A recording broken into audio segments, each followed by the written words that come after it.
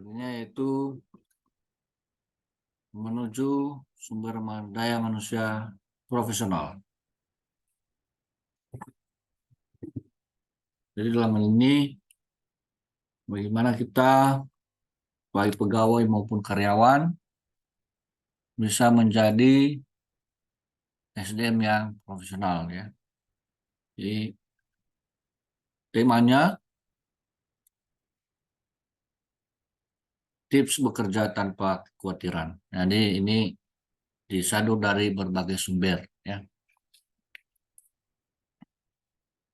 Ya, ketika bekerja itu tentu kita harapkan tidak ada satu kekhawatiran kita baik dalam progres pelaksanaan pekerja itu sendiri maupun kekhawatiran kita akan berbagai pikiran-pikiran negatif yang baik dari kita sendiri, atasan maupun dari teman kita.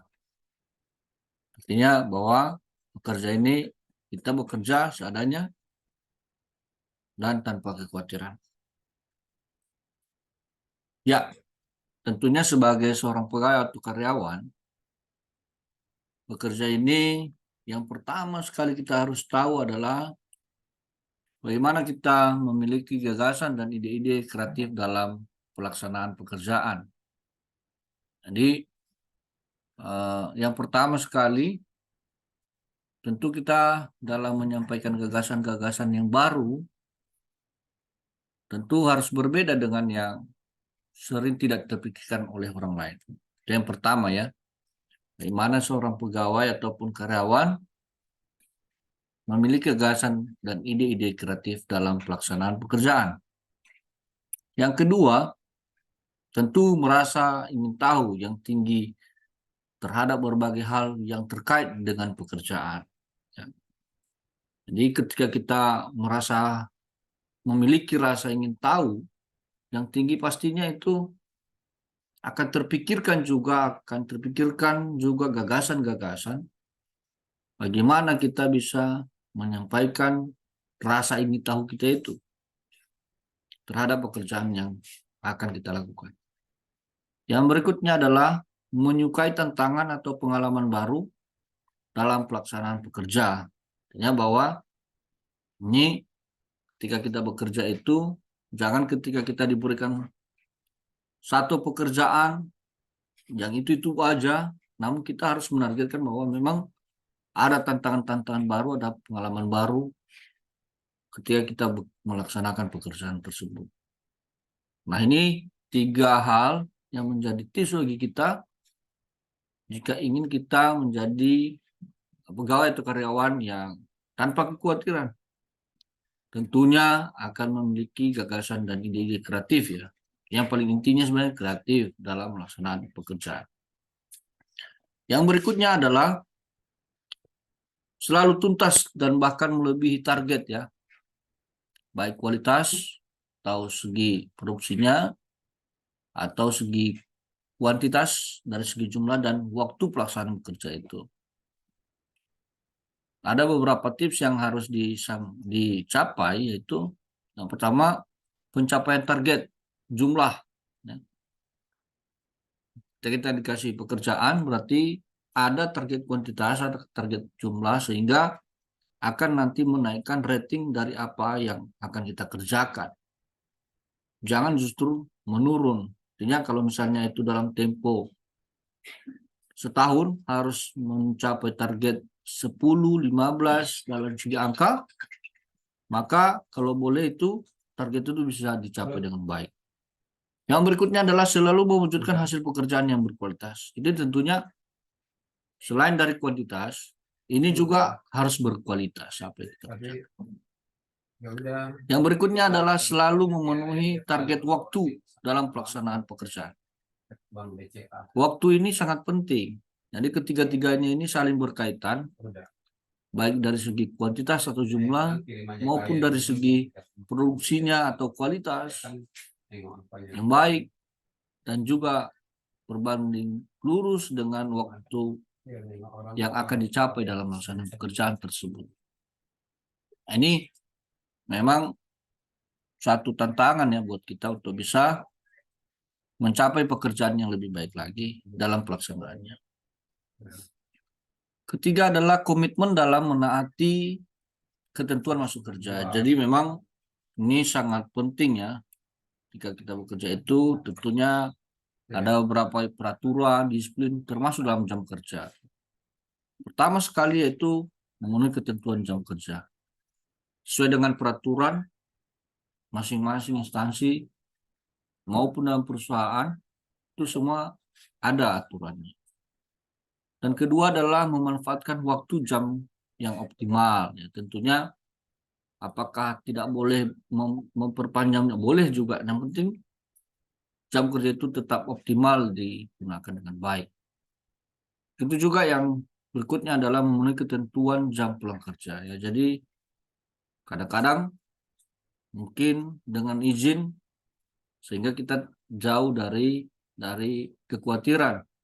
Jangan-jangan kurang atau benar. Namun dengan adanya opsi izin kepada pimpinan, mungkin itu bisa kebijakan dalam pemenuhan jam kerja, jam pulang kerja kita.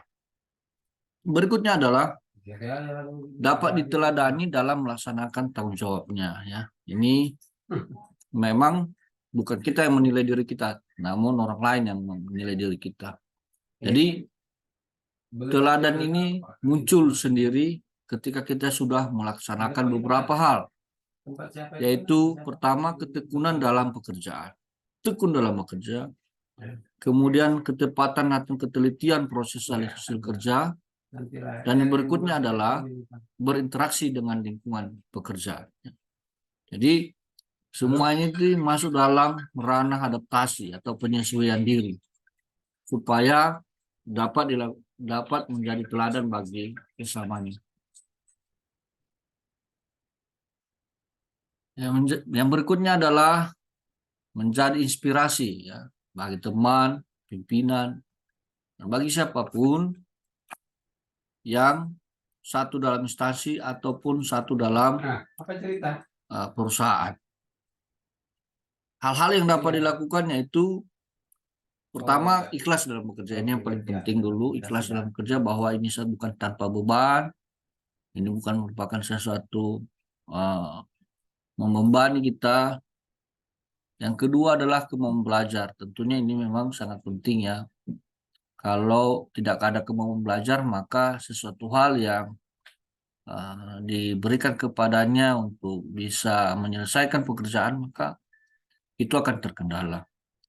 Berikutnya adalah dedikasi petugas. Tentu ini sesuai dengan tupoksi, sesuai dengan job yang diberikan kepadanya untuk melakukan tugas tersebut, ya dengan catatan bahwa bukan tidak bisa mengerjakan yang lain, namun mendahulukan pekerjaan sesuai dengan tupoksi yang telah diberikan kepadanya, sehingga dedikasinya itu pada tugas itu sangat maksimal. Yang berikutnya adalah amanah dalam pelaksanaan tugasnya. Ya. Jadi amanah dalam pelaksanaan tugas adalah melakukan tanggung jawabnya. Ketika diberikan tugas, maka dilaksanakannya ya. Dan beberapa hal yang dilakukan yaitu tidak menyalahgunakan kepercayaan atau jabatan yang diberikan. Ya, tentunya sesuai dengan jabatan atau tupoksi yang diberikan kepadanya, tidak menyalahgunakannya atau dalam arti membuat satu kemudahan, padahal itu sebenarnya harus ada prosedural yang harus dilakukannya. Kemudian menunaikan dengan sungguh-sungguh tugas yang menjadi tanggung jawabnya, itu otomatis ya harus menunaikan dengan sungguh-sungguh menjadi tugas dan tanggung jawabnya. Dan yang paling terakhir itu menjaga nama baik lembaga, itu udah pasti ya. Itu setiap yang kita lakukan adalah berdampak pada lembaga, instansi atau perusahaan yang tempat kita bekerja. Ini sangat penting bagi kita semuanya agar rating ataupun nilai daripada lembaga itu tidak buruk di mata siapapun. Oleh karena itu adalah tempat tugas kita. Yang terakhir adalah memiliki kemampuan bekerja sama yang baik dalam tim. Nah, ini tentunya yang menjadi ranah penting ya. Kenapa? Karena memang tidak ada pekerjaan itu yang bisa dilakukan sendiri-sendiri, apalagi dalam satu lingkup instansi, lembaga ataupun perusahaan. Ini pasti dengan tim. Jadi ketika tim ini bekerja sama dengan baik, maka itu pekerjaan akan tinggi ya, grade maksimality untuk produksi, baik dari segi kualitas, kuantitas maupun timingnya yang sangat cepat. Yang bisa dilakukan di sana yaitu tentu menghargai hasil kerja orang lain. Walaupun berbeda tupoksi, namun itulah bagiannya, kita bisa menghargainya, kita bisa memberikan apresiasi malah kalau memang itu dilaksanakan dengan baik.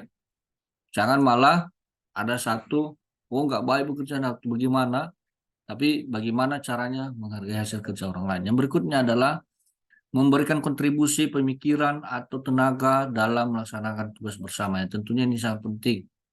Jangan ketika teman kita bertanya, kita memberikan pikiran-pikiran yang tidak benar, ya. Namun kita harus memberikan kontribusi pemikiran, minimal kontribusi pemikiran. Kalau misalnya kita membantu dalam melaksanakan pekerjaan, itulah sangat lebih baik lagi. Namun ketika itu tidak merupakan job description kita, maka itu minimal kontribusi pemikiran selagi orang mau bertanya ataupun kita memberikan saran dan pendapat. Yang berikutnya adalah menerima saran atau alternatif yang ditawarkan orang lain meskipun berbeda dengan pendapat itu. Ya, bahwa pengalaman terbaik itu adalah menerima saran dan kenapa? Karena itu membandingkan. Terkadang pendapat kita bisa tidak lebih baik dari pendapat orang lain. Jadi kita banding-bandingkan, walaupun kita yang akan melaksanakan yang mana yang terbaik. Namun bukan dalam arti kita menyalahkan pendapat ini, pendapat itu, bukan. Tapi bagaimana kita menerima saran dan alternatif yang ditawarkan orang lain meskipun berbeda dengan pendapat kita sendiri. Jadi ini karena ini yang terakhir, maka segala sesuatunya ketika kita mau bekerja ya dalam satu lembaga, dalam instansi, maka kita boleh bekerja tanpa ada yang namanya kekhawatiran. Sehingga ketika kita mulai bekerja dan sampai nanti berakhir pulang kita kerja, maka mudah-mudahan apa yang kita lakukan bisa dihargai, bisa dinilai, bisa diteladani, bahkan bisa dijadikan inspirasi dalam bekerja, melaksanakan pekerjaan yang sudah diberikan kepadanya. Demikian buat kita, semoga kita bisa termotivasi dan menjadi satu teladan yang baik buat kita semuanya. Terima kasih. Salam sehat buat kita semuanya. Jangan lupa like and subscribe supaya kita update YouTube channel kita ini. Thank you.